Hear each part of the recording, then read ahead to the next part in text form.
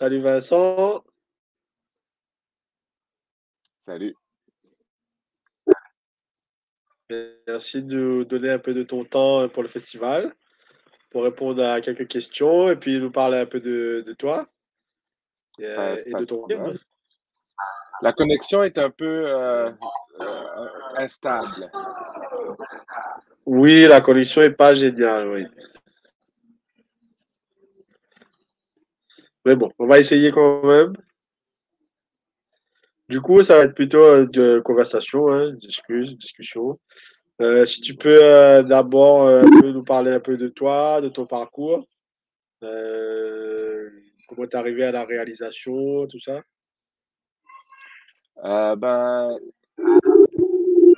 je suis originaire de l'île Maurice, comme vous le savez. Je suis parti pour le Canada à Toronto dans la vingtaine. Et de là, j'ai fait mes études à Toronto et j'ai fait des études en graphisme, en design. Et il y avait toujours cette idée de raconter une histoire qui me trottait dans la tête. C'était toujours quelque chose qui m'intéressait, comment raconter une histoire. Euh, on peut dire que le design est un peu raconter une histoire d'une façon visuelle, mais je voulais aller plus en détail, plus en profondeur dans la façon dont ces histoires sont racontées parce que c'est limité quand même le design. Donc, je- j'ai bougé à Montréal et de là, j'ai commencé à travailler dans euh, c'est une institution d'art et on faisait plein de choses là-bas et autant des films, des vidéoclips, vraiment dans la production, tout le temps et ça m'a permis de comprendre et connaître le langage cinématographique qui est quand même un langage complexe. Non seulement c'est un collectif quand tu travailles avec plusieurs personnes, mais aussi, c'est aussi un langage en tant que tel. Il y a toute une théorie. Je suis retourné à l'école, j'ai fait des films et c'est un peu ça le parcours, hein. J'ai rencontré des gens qui sont maintenant des alliés très, très forts qui m'aident dans mes productions. Donc, il y a toute une communauté qui s'est formée au Canada, à Montréal, qui m'aide à créer des films. J'aide aussi cette communauté à créer des films. Donc, c'est vraiment un échange. À Montréal, c'est vraiment l'espace pour faire ça. Comme vous savez, Montréal est quand même un centre de talent assez fort. Denis Villeneuve qui sort d'une Ouais. bientôt, vient de Montréal, Jean-Marc Vallée, beaucoup de réalisateurs, Xavier Dolan, qui sont des noms un peu plus connus à l'international, mais à Montréal, il y a tellement de talent que c'était une ville idéale pour commencer à créer. À Ok. l'île Donc toi, Maurice, tu habites à Montréal, c'était pas trop compliqué d'écrire le film à Montréal, parce que tu habites là-bas, et de venir réaliser à l'île Maurice, justement. ah, ça c'est une question intéressante parce que quand tu immigres et tu vas quelque part, par exemple Montréal, pendant des années, tu as une vision de ton pays. Est-ce que la vision de ton pays et la vision contemporaine actuelle de ce qui se passe dans le pays, il y a peut-être une petite déconnexion au niveau de qu'est-ce que tu penses que l'île Maurice est en tant qu'immigrant, en tant qu'une personne qui a vécu dans l'île pendant des années, plus que 20 ans, dans les années 80, dans les années 90, un peu au début des années 2000. Et ensuite, là, 20 ans plus tard, j'ai écrit un film sur l'île Maurice, sur les travailleurs dans les centres d'appel. Et j'ai fait beaucoup de recherches. J'ai été aidé par une recherchiste et aussi elle m'a aidé à écrire un peu la structure de l'emploi à l'île Maurice dans les centres d'appel, Blandine, Émilien. Et voilà, donc c'était, c'était intéressant de pouvoir se replonger dans une île Maurice contemporaine, une île Maurice Ouais, où les jeunes vivent vraiment une différente réalité que moi, à l'époque, je vivais. Et ouais. je pense que mon précédent film m'a appris beaucoup de choses aussi. Le précédent film que j'ai tourné à l'île Maurice, c'était un documentaire, un long métrage documentaire qui s'appelle I've Seen the Unicorn. Et ça, c'est à propos de la course hippique à l'île Maurice. Donc, Ah, j'ai donc c'est suivi. pas ton premier film alors? Non, non, c'est pas mon premier film. J'ai fait, à l'île Maurice, j'ai fait 2 films, mais j'ai fait d'autres films à Montréal. Hem Ouais, Et l'idée était que j'ai suivi donc plusieurs personnages dans dans dans le documentaire précédent. Et comme je disais, quand tu ouais, retournes à ton pays, tu as une idée de ce que c'est. Mais quand j'ai tourné le film, j'ai vu que c'était très différent de ce que j'avais en tête. La façon, les différentes strates de la mmh. société, comment ça se mélange maintenant, est vraiment plus différent que comment ça se mélangeait avant quand je vivais à l'île Maurice. Donc, c'était l'apprentissage. Ah Et ouais? de même pour C'est Annika, quoi c'est quoi la différence du coup? les différences. Donc, le truc majeur, c'était que dans les années 90, disons 80, les différentes strates de la société étaient vraiment plus distinctes. Il y avait les hindous, Ouais, les asiatiques, les chinois, il y avait les colons, les blancs, les créoles. Donc, c'était très distinct. Chacun avait un ouais, peu leur façon de faire, la façon de voir le monde. Et ça se mélangeait, mais dans des endroits spécifiques. Mais maintenant, je trouve que le mélange se fait vraiment plus naturellement avec ouais, plusieurs années après l'indépendance. Tout le monde, c'était un boom économique après l'indépendance, que tout le monde ne s'attendait pas à cela. Mais ça a fait que les gens ont grandi ensemble. C'était plus l'île Maurice des années 60 où le colonialisme était vraiment imposé. C'était vraiment ouais, une place où il y avait une force supérieure, où ça descendait dans un triangle, disons, et à la base, il y avait toutes les Mauriciens là qui essayaient de se débrouiller. Comme on dit à l'île Maurice, trianguer. Euh, triangle. oui, et finalement, maintenant, c'est différent parce que euh, c'est bien plus capitaliste maintenant. Donc, vraiment, Ouais, l'économie est quelque chose qu'on met de l'avant. C'est la force coloniale, c'est plus qui a plus d'argent. C'est ouais. c'est un peu ça maintenant. C'est à propos Bah, justement, à de. propos de cette partie, heu quels sont les rapports un peu toi, tu as senti comment le rapport de Maurice, à la France? Enfin, parce que nous, on est à La Réunion, on est français, on va dire. Mais Oui, oui, oui. Maurice, qui est maintenant indépendante, elle a gardé une relation, assez serrée avec la France quand même ou pas? Parce que là, dans le film, c'est ce que moi j'ai vu en fait, moi, j'aurais plus vu, un rapport plus proche avec l'Inde ou je sais pas, l'Afrique du Sud ou un truc comme ça, mais là, le rapport avec la France est assez marqué quand même. Oui, oui. Ben, pour moi, j'ai choisi parce que les centres d'appel, il y en a qui viennent de l'Afrique du Sud, il y a des centres d'appel qui viennent de France aussi.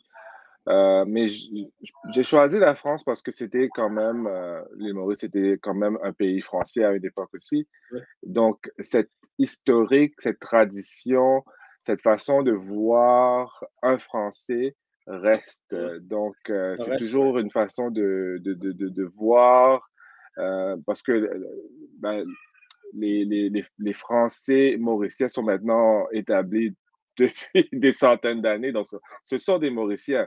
Mais il y a quand Mmh, même une distinction assez distincte entre un Français et un Mauricien. Donc, je pense que ouais, ça existe toujours. Euh, il y a des murs et des barrières qui tombent à chaque jour, mais ça existe toujours. Et non seulement il y a maintenant il y a comme un nouveau colonialisme, un post-colonialisme quand les industries viennent de l'extérieur, d'Afrique du Sud d'ailleurs, et s'implantent à l'île Maurice pour travailler, pour avoir de la main-d'œuvre, pour Ouais, travailler pour eux. Et il y a quand même cette distinction qui reste. La distinction n'est pas seulement dans un milieu de travail, une distinction d'une société, d'une industrie, mais c'est aussi une distinction humaine, une distinction de la ouais. valeur de l'humain, Culturel. culturelle, euh, valeur de l'humain. Et c'est un peu un non-dit, hein. C'est un peu un non-dit. On ne parle Ouais, pas trop de ça à l'île Maurice. Et c'est un peu aussi euh, pourquoi je pense que les Mauriciens ont avancé assez rapidement. C'est parce que il y a, euh, c'est pas un oubli, mais on ne regarde pas le passé, on avance vers l'avenir. Donc, je pense que c'est un ouais. peu ça, la façon de faire des Mauriciens. On parle pas d'esclavage, on parle pas Ouais, on peut plus, de l'époque, comme on dit, à l'époque Margose. On parle pas, on parle pas de cette période-là. On avance, d'accord. on passe à Ouais, la prochaine chose. OK. Et pour revenir un peu sur le film même en lui-même, bah, justement, le fait que tu m'as dit que tu avais fait du docu avant, moi, quand j'ai Ouais. regardé le film, parce que moi, je viens un peu du docu, il y a des passages qui m'ont fait beaucoup penser justement à du documentaire, un cinéma direct documentaire et tout ça. Et est-ce que c'était voulu de ta part ou bien c'est ton style? Euh, Oui, je pense, ben c'est voulu définitivement. Est-ce que c'est mon style? Je pense que c'est dans l'approche que je prends que j'ai pris pour Annexa, c'était vraiment plus au niveau de les personnes qui sont dans le film doivent représenter les personnes qui jouent.